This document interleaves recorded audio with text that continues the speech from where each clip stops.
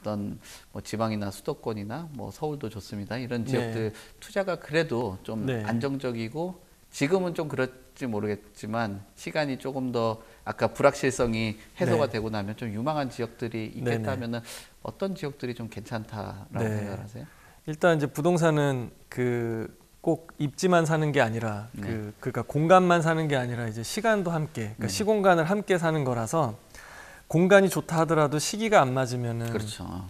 수익이 안 나오는 건데 대표님 말씀처럼 일단 타이밍 이슈는 좀 제쳐두고 뭐 그런 이제 로케이션이나 네, 로케이션으로. 그런 네. 이제 지역적으로 접근을 한다 그러면 어쨌든 저는 유망한 산업이 그러니까 성장 동력이 있는 곳에 아무래도 돈이 따라 흘러갈 가능성이 있고 그렇죠. 그러면 이런 유망한 산업군이 밀집해 있는 지역의 부동산이 유망하다라고 생각을 좀 하거든요. 네.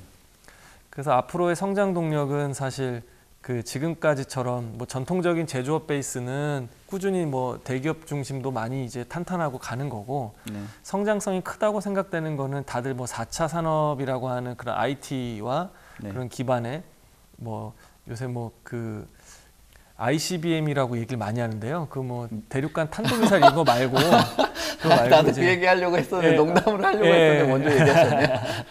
예, 그래서 뭐 이제 뭐 빅데이터나 뭐 AI나 뭐 사물 인터넷 이런 거 얘기하는데 네.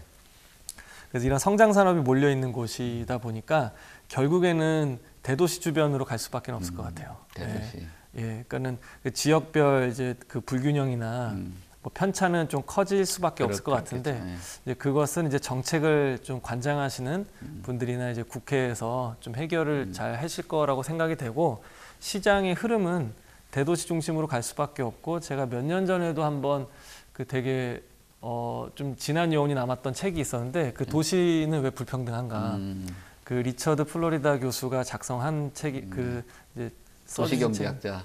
예. 대표님 잘 아실 텐데 거기서 이제 얘기하는 양질의 일자리가 모일려 있는 곳 이제 앞으로 그러니까 지금도 보면 판교 같은 지역은 대형 오피스 중심에서 사고 팔 수 있는 가능한 매물 자체가 한 40여 개 정도밖에 그래요? 되질 않거든요.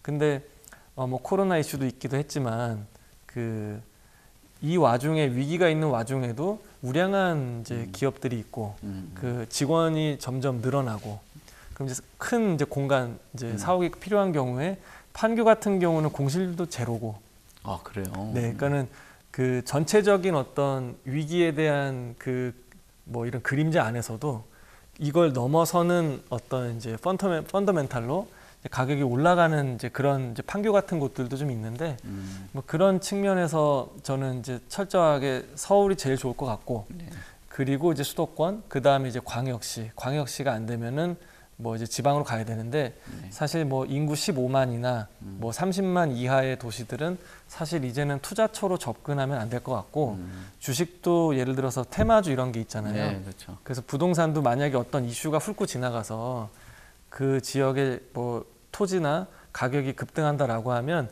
저는 그건 오래 지속될 거라고 보진 않아요. 그러니까 큰 흐름이 와줘야 되는데 어쨌든 이제 기업들 중심으로 봐야 될 것 같고 뭐 상권으로 얘기하기에는 지금 이제 일단 집담이니까 예, 뭐 상권은 좀 주제는 좀 안 맞는 것 같고 네. 예, 그래서 뭐 그런 시각으로 좀 보고 있고요. 그리고 지역적으로 특히 이제 거명을 하자면 그래서 지금 같이 좀 어려울수록 저점 도달 이후에 옥석 가리기가 본격화될 텐데 그러면은 거품이 많이 거쳐지고 나서 철저하게 수요가 좀 집중될 만한 곳들은 지금 보는 시장과 크게 달라질 것 같지는 않아요.